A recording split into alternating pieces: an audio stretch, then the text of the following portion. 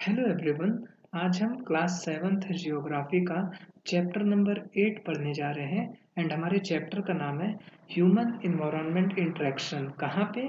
Tropical and सब tropical region में। Okay, तो देखो, आपको इस चैप्टर को पढ़ने से पहले आपको ये पता होना चाहिए कि आप ये क्वेश्चन इस चैप्टर में से कैसे पूछा जाएगा, मतलब कि हाउ टू रीड इस चैप्टर में बहुत इंपॉर्टेंट है। आपको पता होना चाहिए क्वेश्चन कैसे पूछा जाएगा। ओके, तो देखिए, जब आप ये दोनों क्वेश्चन देखते हो तो आपको ये चीज़ समझ में आ जाना चाहिए।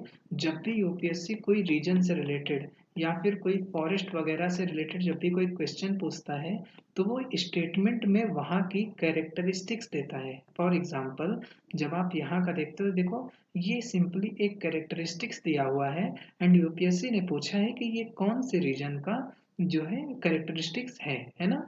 तो उसी तरीके से हम इस चैप्टर में जो है दो रीजन को पढ़ने वाले हैं। कौन कौन सा? एक हो गया आपका अमेज़न बेसिन एंड सेकेंड हो गया आपका गंगा ब्रह्मपुत्र। ठीक है ना। तो आपको इस तरीके से याद करना है इस चैप्टर में कि वहाँ का जो अमेज़न बेसिन या फिर गंगा ब्रह्मपुत्र का क्लाइमेट क्या है, वहाँ के लोग जो है वो क्या करते हैं, है ना।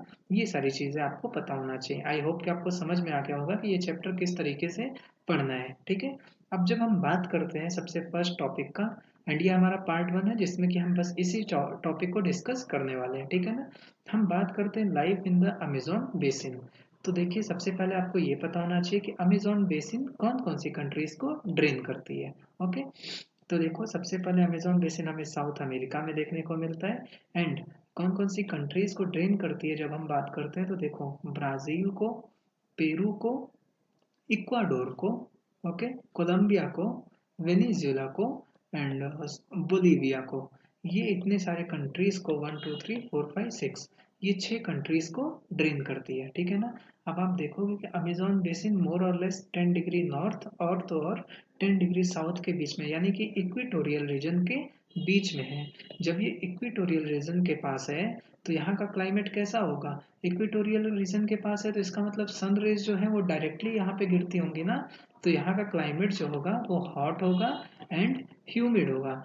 ये चीज़ आपको ज़रूर याद रखनी है। अगर यूपीएससी यहाँ से रिलेटेड अमेज़न बेसिन से रिलेटेड क्वेश्चन पूछता है तो वो उनके कैरेक्टरिस्टिक्स में ये जरूर देगा कि उस रीजन का जो क्लाइमेट है वो हॉट है एंड वेट है या फिर ह्यूमिड है ना।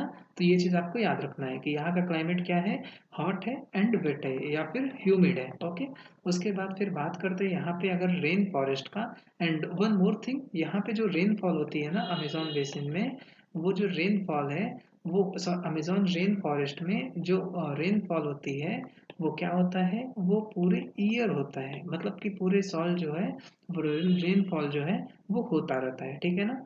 कोई भी ऐसा पर्टिकुलर ड्राई सीजन यहाँ पे नहीं होता है।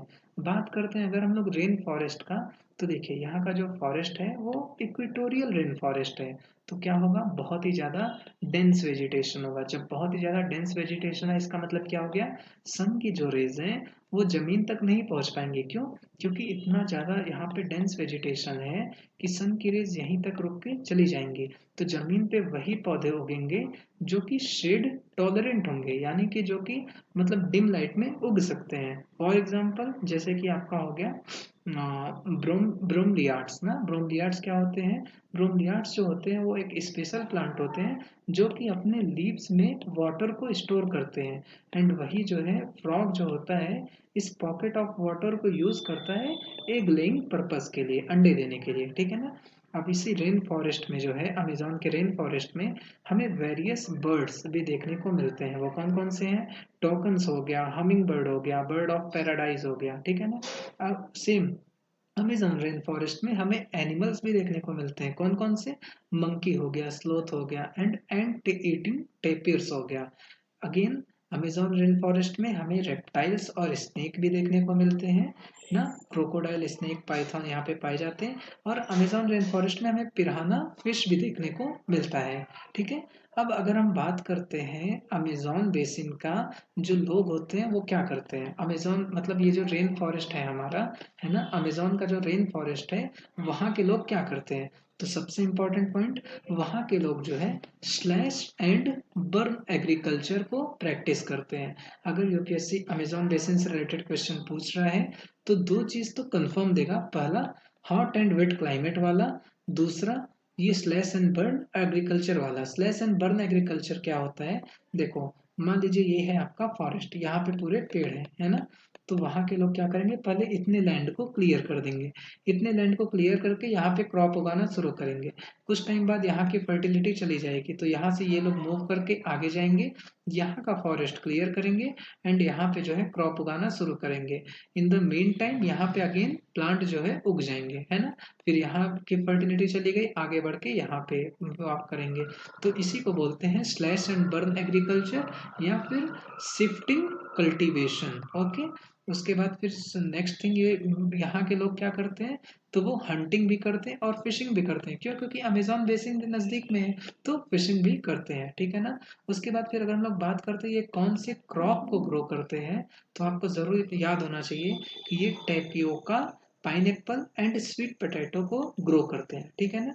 और उसके बाद फिर मैंने आपको बता दिया ये स्लैश एंड बर्न एग्रीकल्चर को प्रैक्टिस करते हैं। इनका जो स्टेपल फूड है वो क्या है, वो है मैनियोक। मैनियोक जो होता है, जिसे हम लोग कस्सावा भी बोलते हैं, ये जमीन के अंदर उगता है। अगर आपने देखा होगा पोटैटो यानी कि आलू जो है वो जमीन के अंदर उगता है, उसी तरीके से ये मैनियोक होता है जो कि जमीन के अंदर उगता है, उसे हम लोग कस्सावा भी बोलते हैं, ठीक है ना। यहाँ के लोग जो है वो क्वीन एंड्स और तो और एग्जैक्ट्स को भी खाते हैं। और इसी रेन फॉरेस्ट में आपका कैश क्रॉप लाइक कॉफी हो गया, मेज हो गया, कोकोआ भी उगाया जाता है, ठीक है ना। अब बात करते हैं यहाँ के लोग रहते कैसे हैं। तो देखिए यहाँ के लोग या तो ऐसा करेंगे कि इस तरीके से प्लेटफॉर्म बना के यहाँ पे घर बना देंगे, ठीक है ना, थैच हाउस में रहेंगे। या फिर ये एक मलोका, मलोका क्या होता है, इस तरह कुछ इस तरीके का घर होगा, इस तरीके के घर में भी यहाँ के लोग रहते हैं, ठीक है ना। तो इस बात करते हैं अगर हम लोग अमेजोन बेसिन का, तो देखिए आपको ये 4-5 पॉइंट जरूर पता होना चाहिए। पहला, कौन कौन सी कंट्रीज को ड्रेन कर रहा है, यहाँ का क्लाइमेट कैसा होता है, यहाँ पे कौन कौन से एनिमल हो गए, बर्ड हो गए पाए जाते हैं वो, एंड यहाँ का स्टेपल फूड क्या है, ठीक है ना। मैंने आपको बताया स्टेपल फूड क्या होता है, क्या है इनका, कस्सावा जिसे बोलते हैं। एंड यहाँ के लोग कौन सा एग्रीकल्चर प्रैक्टिस करते हैं, तो वो है शिफ्टिंग एग्रीकल्चर, ठीक है ना। तो अब हम अगेन मिलेंगे पार्ट 2 में इसके, जिसमें हम गंगा ब्रह्मपुत्र बेसिन को डिस्कस करेंगे। तो बस दोस्तों इस वीडियो में इतना ही। अगर वीडियो अच्छी लगी तो वीडियो को लाइक करिए, चैनल को सब्सक्राइब करिए। Thank you so much.